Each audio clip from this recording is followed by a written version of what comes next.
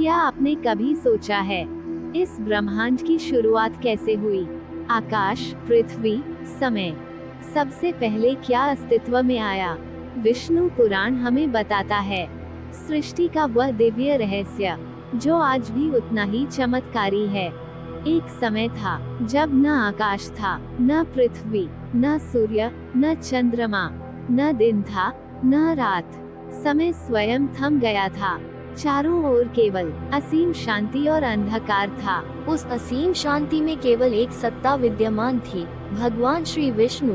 वे क्षीर सागर में शेषनाग पर योग निद्रा में शयन कर रहे थे। उनका श्वास सृष्टि का संकेत था, उनकी निःश्वास प्रलय का कारण। भगवान विष्णु की नाभि से एक दिव्य कमल प्रकट हुआ और उस कमल से चतुर्मुखी ब्रह्मा का जन्म हुआ। ब्रह्मा ने तप किया, ज्ञान प्राप्त किया और सृष्टि की रचना का दायित्व संभाला।